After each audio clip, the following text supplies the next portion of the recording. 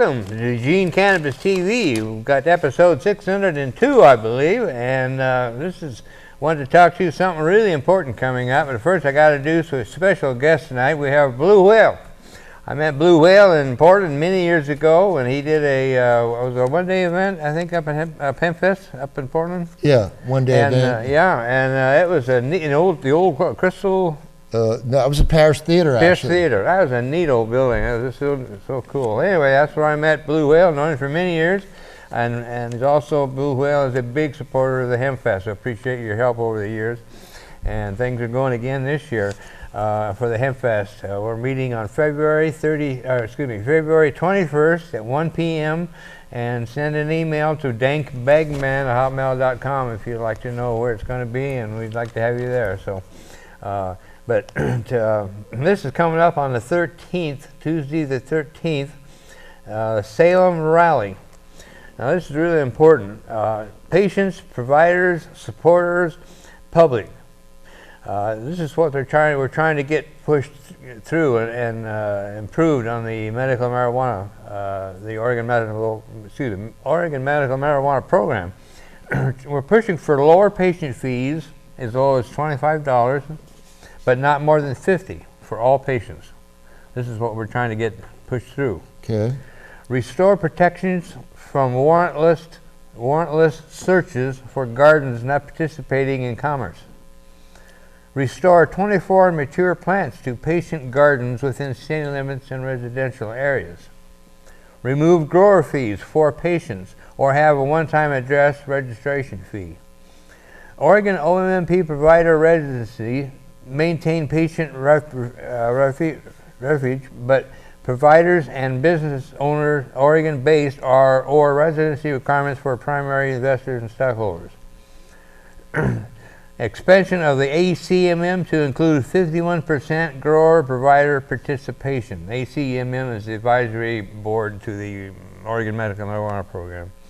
Regional and conditional specific needs. So anyway, we need the numbers up there, and the goal is to try to get to 300. The last time we were up, had a rally, was last week, and we think we had somewhere between 50 and 100. But we really need to hit 300 we need to make impressive, get the numbers out there, and people show up, you know. So anyway, excuse me, that's the main thing I wanted to talk about, and put the announcement. We'll probably talk about it in the second half a little bit too, but Blue Whale's found some interesting articles in the Oregon Cannabis Connection, which is published out of Medford. And what did you find? There was some last-minute rule changes last year that people might not be aware of, and before legalization went into effect in October 1st.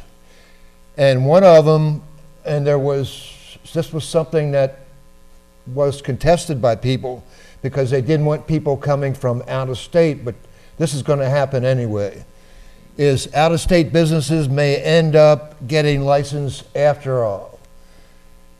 Residency requirements have a hot button issue among legislators, industry participants, and policymakers. So it looks like we're going to see out-of-state companies coming in, and whether they have grow sites or dispensaries or whatever, they'll be allowed to.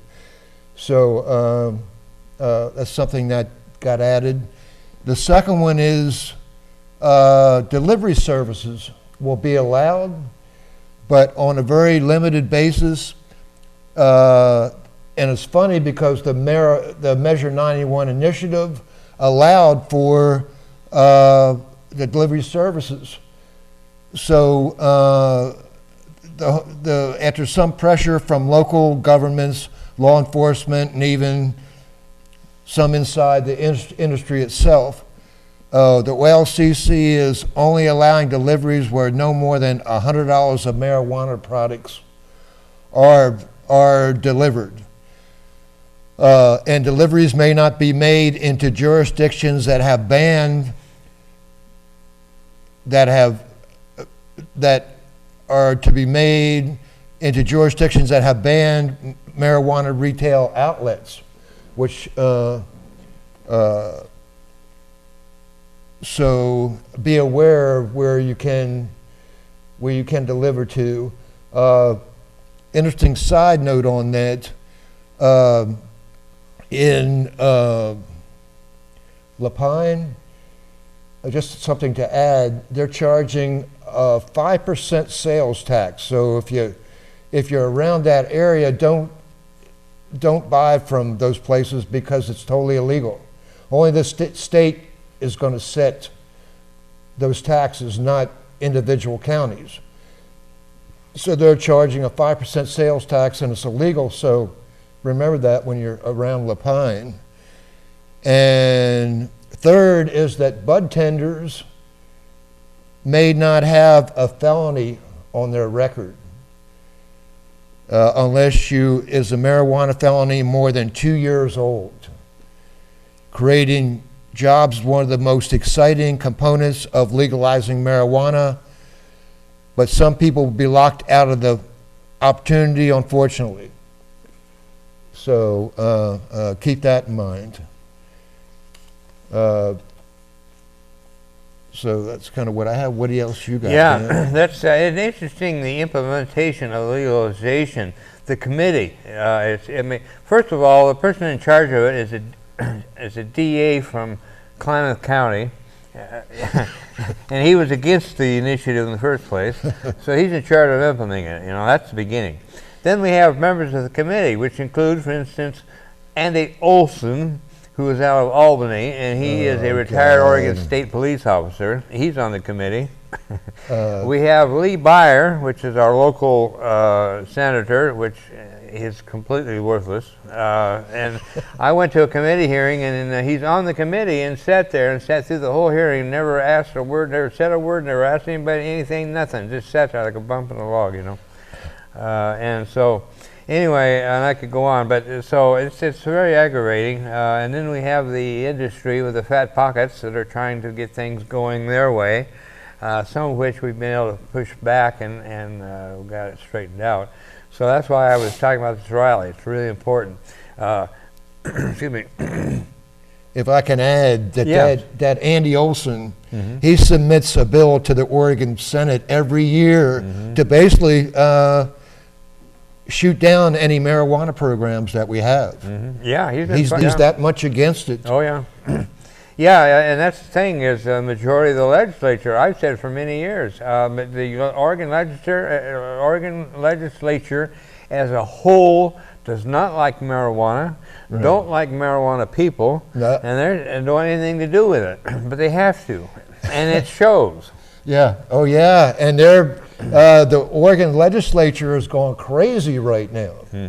They are going nuts. This is a short session, only 35 days, but they're like, they passed no smoking rooms where you can't have a smoking lounge in Oregon, but they're following Colorado's lead because they basically don't know what to do. So they're looking at Colorado and saying, well, they did this, they limited the amount of THC in medibles in Colorado, so Oregon will probably do it here to make it 2 or 3% THC in the near future, so look for that. And just a number of other bills, everything against us. Yeah, they come up with stuff like caution if you're pregnant about using marijuana, and there's nothing to back that up.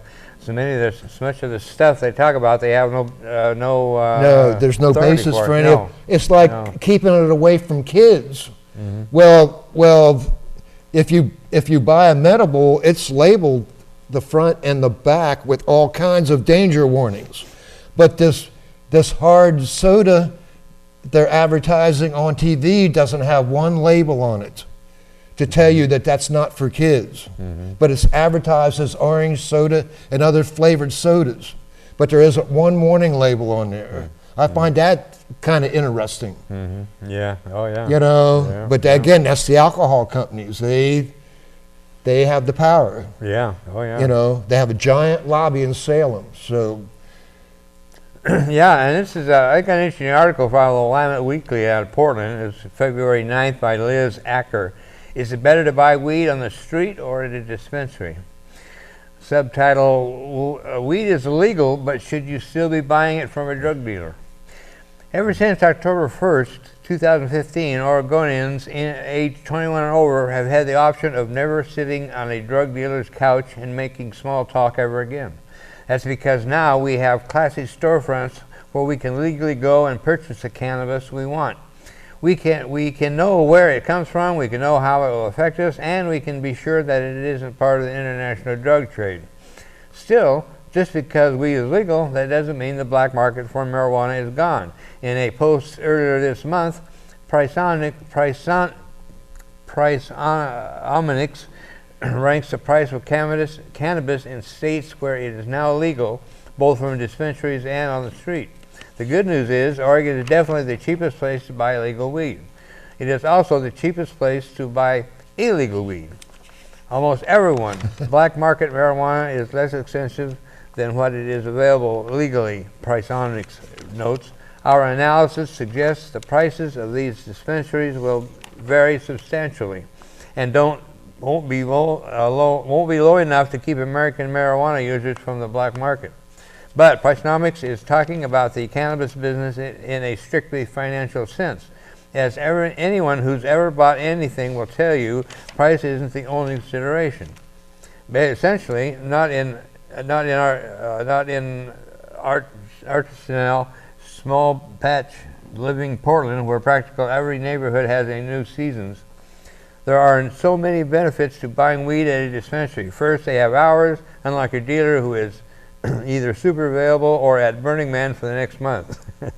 Also, dispensaries have deals, a full menu that includes accurate percentages of THC and CBD for each strain, and base case scenario, a nice person behind the counter who will sell you a grinder and help you pick out those strains which best suit your needs. Drug dealers also give you the weed. Drug dealers just give you the weed. Another benefit of buying your cannabis legally is that you can buy however much you want, and then when you run out, you go back to the store and get more. Heck, you can go to a different store if you want and get something completely different. You can get pesticide-free weed. You can get weed grown outdoors. You don't have to scrounge together $190 worth of cash to buy in bulk. Also, some places take credit cards, and you never have to worry you're buying from an undercover cop and you're about to go to jail. So yeah, you can even save 11% if you buy weed in the black market, but is it better? Definitely not. So that's some interesting points on both sides. Colorado, I understood,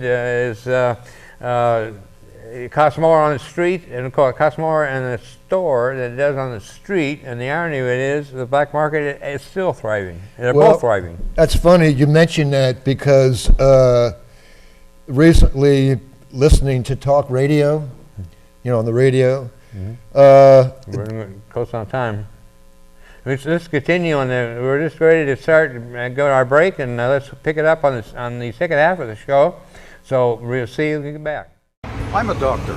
I'm a lawyer. I'm a journalist. I'm a student. I'm a teacher. I'm a representative. I have cancer. The outdated laws of prohibition are more dangerous than the plant itself.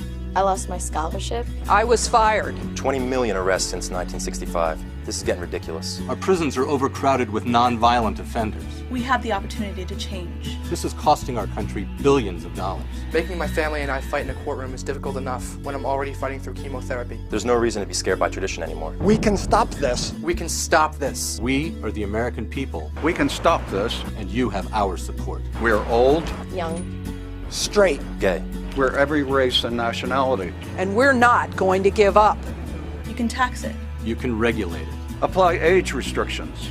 You can create millions of new jobs. We can save our economy. President Obama? It's time for legalization. Legalization. Yes. We can.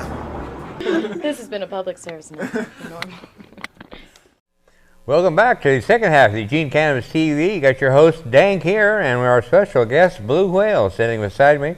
And Blue Whale is about to make a statement. We ran out of the first segment and ran up on us. So here we are back again, and your thought was? No, I was just going to say that I listened to talk radio, and at some point a few months ago, they had the mayor of Denver, Colorado. And that was at some point after they legalized in Colorado. And he's talking about it, and he goes, I didn't know what to do. And he said, so I went to the only place I knew of that I could get information. I went to Amsterdam. And he goes, because I needed to know what to do. And he said, I went, because Amsterdam's the only place that tourists can go. They can't go to the other cities and smoke. So he went to a coffee shop in Amsterdam, Holland, where a lady had it for 20 years, the coffee shop. And he goes to her, he goes, it's legal in Colorado, what do I do?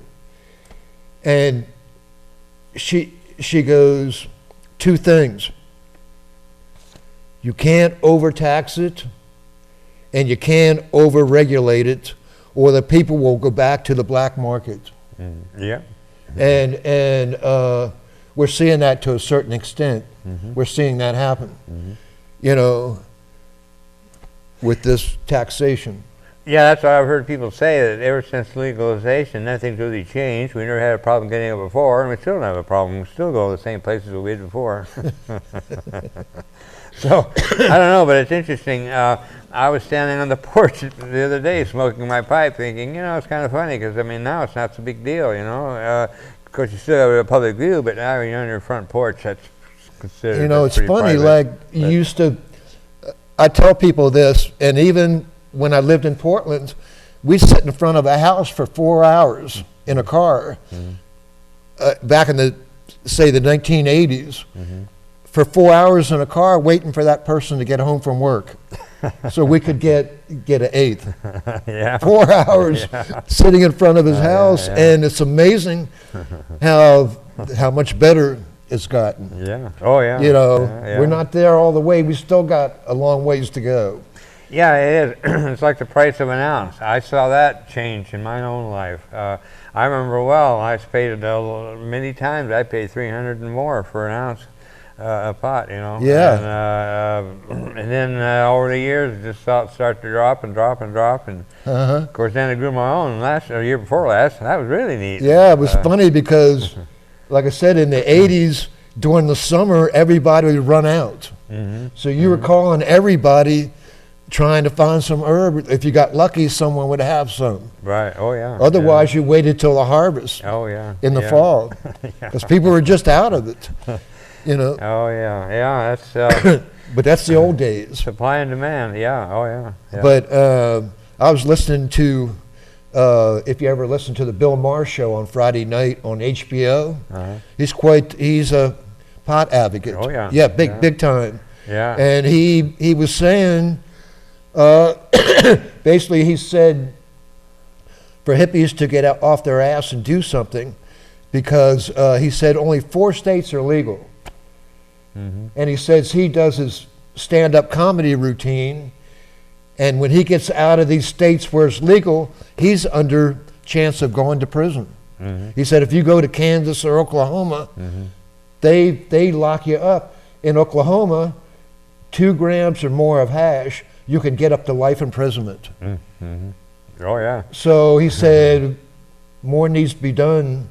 People need to stand up more. Yeah, I remember Nevada wasn't that long ago. You could get a hard time for just a joint. You know? And now they have medical and recreational around the corner. Yeah. So, yeah, it's fascinating. Times are changing. Yes. Yeah. As I always say, you can't stop that medicine wheel from turning. Oh, yeah. Change is going to happen. Oh yeah. Either, you know, like you said, people in Salem don't like us, and they don't like the product.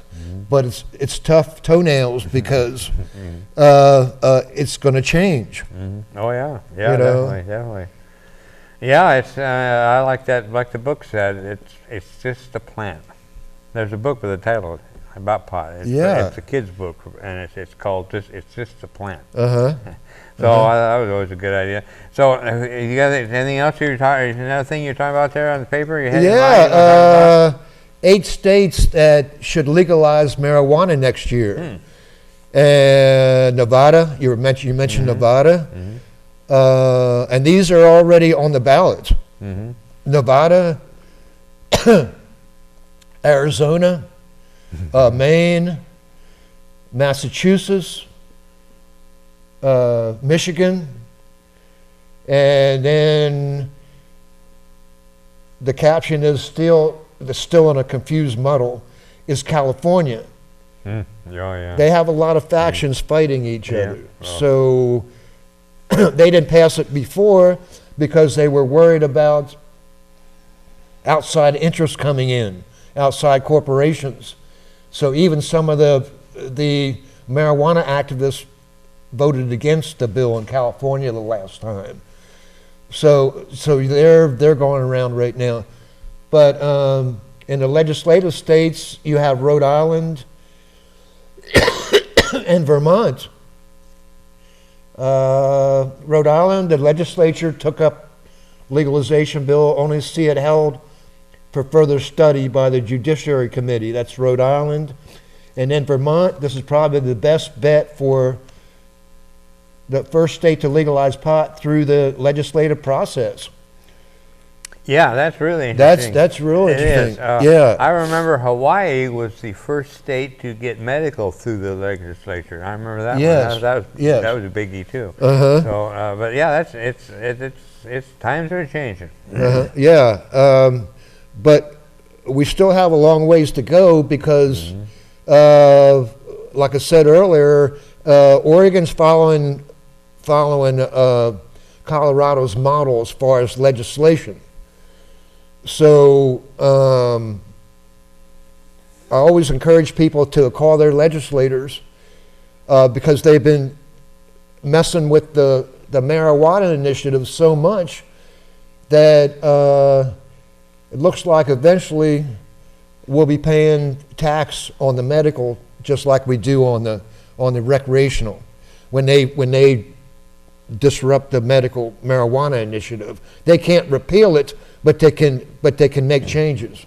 So that's what they're doing, and they're forcing the governor of Oregon to sign things. I know her. I've talked to her when she was Secretary of State, and she's very much a liberal, but she's just being pressured to sign things. So yeah, call your legislators. Tell them how you feel about Measure 91. That's right. And then if you go to the Salem rally we're talking about on the 13th, you could actually make appointments and go see your legislators, which is even more effective. And quickly, we run through these again. We want patients, providers, supporters, everybody that supports the issue to be there. We need 300 people at least.